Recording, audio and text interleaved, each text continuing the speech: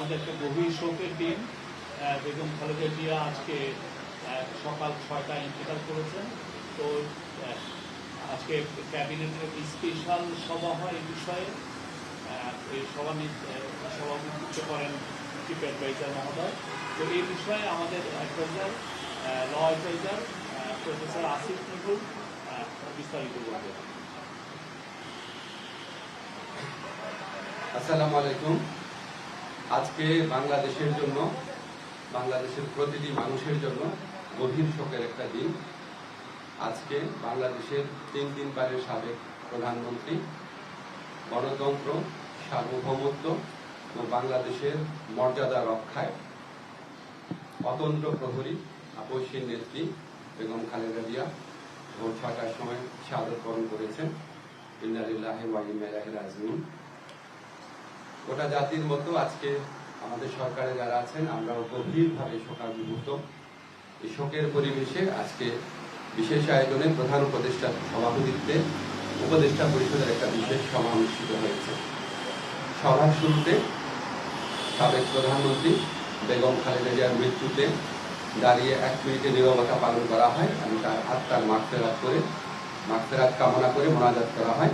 মোনাজাত পরিচালনা করেন আমাদের ধর্মমন্ত্রী।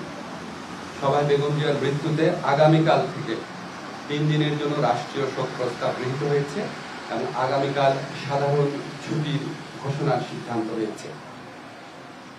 সভায় বেগম জিয়ার মৃত্যুতে একটি শোক প্রস্তাব গৃহীত হয়। শোক প্রস্তাব পাঠ করেন আমাদের তথ্য এবং পরিবেশ উপদেষ্টা। সবাই সিদ্ধান্ত হয় যে বাংলাদেশে যত দূতাবাস আছে পৃথিবীর বিভিন্ন প্রান্তে সেখানে শোক বই ফেলা হবে। সভায় বিশেষ আমন্ত্রণের অংশ নেন বিএনপির মহাসচিব জনাব মির্জা ফখরুল ইসলাম আলমগীর। তিনি সাবেক প্রধানমন্ত্রী বেগম খালেদা জিয়ার পক্ষ থেকে, খালেদা জিয়ার পরিবার, বেগম এবং দলের পক্ষ থেকে অন্তর্বর্তীকালীন সরকারের প্রতি কৃতজ্ঞতা প্রকাশ করেন এবং বেগম জিয়ার নিরাপত্তা সহ সকল ক্ষেত্রে প্রয়োজনীয় সহযোগিতা প্রদান করার জন্য ধন্যবাদ জানান। মির্জা ফখরুল ইসলাম আলমগীর সাহেব আমাদের সভাকে অবহিত করেন যে আগামীকাল বুধবার বাদ জোহর জাতীয় সংসদের দক্ষিণ প্লাজা এবং এর সংলগ্ন মানিক মিয়া এভিনিউতে বেগম খালেদা জিয়ার জানাজা অনুষ্ঠিত হবে। জানাজার পর তাকে শহীদ রাষ্ট্রপতি, বীর মুক্তিযোদ্ধা রাষ্ট্রপতি জিয়াউর রহমানের পাশে দাফন করা হবে। ওনার দাফন করা হবে শহীদ রাষ্ট্রপতি জিয়াউর রহমানের পাশে। আজকে সভায় বেগম জিয়ার দাফন এবং জানাজা সম্পর্কিত বিষয়ে সরকার সব ধরনের সহযোগিতা প্রদান করবে বলে জানিয়েছেন মাননীয় প্রধান উপদেষ্টা। মাননীয় প্রধান উপদেষ্টা ডক্টর মোহাম্মদ ইউনূস সভায় বেগম জিয়ার বিষয়ে বিভিন্ন স্মৃতিচারণ করেন।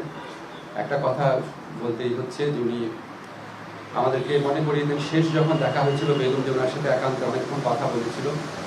আপনারা জানেন সেনা সদরে অনুষ্ঠিত হয়েছে প্রোগ্রাম, সেখানে উনি অত্যন্ত উৎফুল্ল ছিলেন, সবার সাথে কথা বলেছেন এবং উনি স্মৃতিচারণ করেছেন মাননীয় প্রধান উপদেষ্টা। এবং উনি এটা বারবার বলেছেন যে আজকে এরকম এক জাতির এই বিশেষ মুহূর্তে আমাদের বেগম খালেদা জিয়ার উপস্থিতি অনেক প্রয়োজন ছিল। গোটা জাতি ওনার জন্য দোয়া করেছে, আল্লাহর ইচ্ছা উনি চলে গেছেন। কিন্তু বাংলাদেশের ইতিহাসে, বাংলাদেশের প্রতিটি মানুষের হৃদয়ে, বাংলাদেশের প্রতিটি আত্মমর্যাদাশীল গণতন্ত্রকামী দেশপ্রেমিক মানুষের হৃদয়ে ওনার অবস্থান অক্ষয় অবিনশ্বর হয়ে থাকবে। আমি ব্যক্তিগতভাবে মনে করি বাংলাদেশের ইতিহাসে এত শ্রদ্ধা, এত সম্মান, এত ভালোবাসা নিয়ে এরকম একজন নেতৃত্ব চলে যাওয়া এটা একটা বিশেষ মুহূর্ত এবং আমরা বাংলাদেশের প্রতিটা মানুষ এই শোকে একত্রিত হয়েছি। একত্রে আমরা আগামীকাল শোক দিবস পালন করবো, এরপরে বিভিন্ন শোক দিবস পালন করবো। সবাই আমরা বেগম খালেদা জিয়ার প্রতি যথার্থ সম্মান প্রদর্শনের জন্য ওনার যে জানাজা হবে এবং ওনার যে দাফন কাজ হবে সেটা আমরা অত্যন্ত শৃঙ্খলার সাথে আফগান পরিবেশে আমরা আমাদের সবার দায়িত্ববোধ থেকে সুশৃঙ্খলভাবে এই অনুষ্ঠানগুলো আমরা দাফন এবং জানাজার যে কর্মসূচি রয়েছে সেগুলো আমরা পালন করবো, এই প্রত্যাশা আমরা ব্যক্ত করছি। ধন্যবাদ। নির্দয় আচরণের কথা বললেন, ওনাকে একটা প্রহসনমূলক রায়ে ওনাকে জেলখানায় পাঠিয়ে অকথ্য নির্যাতন করা হয়েছে। বেগম খালেদা জিয়াকে যেই মামলায় দোষী সাব্যস্ত করা হয়েছে এটা যে প্রহসনের একটা রায় ছিল, এটা যে একটা সম্পূর্ণ সাজানো রায় ছিল, এটা আমাদের সর্বোচ্চ আদালতের আপিল এবং রিভিউয়ের মধ্যে দিয়ে প্রমাণিত হচ্ছে। সর্বোচ্চ আদালত সুপ্রিম কোর্টের আপিলের ডিভিশনের রায়ের মধ্যে বারবার বলা হয়েছে যে বেগম জিয়াকে যেই মামলায় সাজা দেওয়া হয়েছে সেটা সম্পূর্ণ রংলি, উদ্দেশ্য প্রণোদিতভাবে, জিজ্ঞাসা প্রসূতভাবে ওনাকে সাজা দেওয়া হয়েছিল। ওনাকে জেলখানায় বিভিন্ন সময় যেভাবে নির্যাতন করা হয়েছিল, ওনাকে আমরা হয়তো এত তাড়াতাড়ি হারাতাম না। আমি ব্যক্তিগতভাবে মনে করি বেগম জিয়ার এই মৃত্যুর পিছনে ফ্যাসিস্ট যে প্রধানমন্ত্রী ছিলেন শেখ হাসিনা এবং ওনার যে সরকার আছে অবশ্যই তার দায় রয়েছে। মারুফা,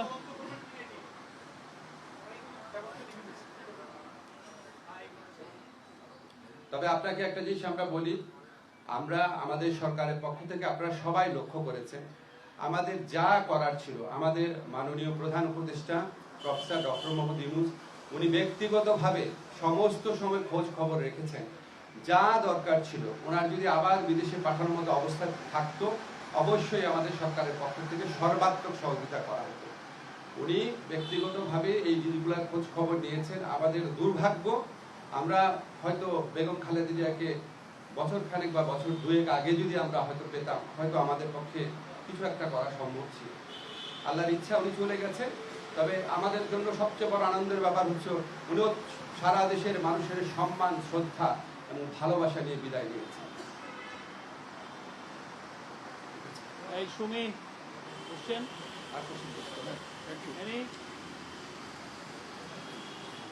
ঠিক আছে, আপনারা সবাই ভালো থাকবেন। এই বিষয়ে একটা মিটিং হচ্ছে এখন 12:30টার সময়, কালকে সিকিউরিটি সিচুয়েশন। আমি জাস্ট মাইকেই বলে দিচ্ছি, কালকে মাননীয় প্রধান উপদেষ্টার নির্দেশক্রমে আগামীকাল জানাজা এবং দাফন অনুষ্ঠান সার্বিকভাবে কোঅর্ডিনেশন করার জন্য 12:30টার সময় এখনই আমরা স্বরাষ্ট্র মন্ত্রণালয়ে বসছি। এছাড়াও বিভিন্নভাবে কোঅর্ডিনেট করা হচ্ছে।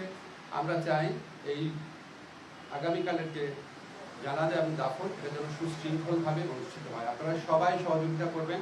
আপনারা গণমাধ্যম এই স্বৈরাচারী ফ্যাসিস্ট সরকারের পতনের পর যেভাবে সরকারকে বিভিন্ন কাজে সহযোগিতা করছেন, আমরা সত্যি কৃতজ্ঞ।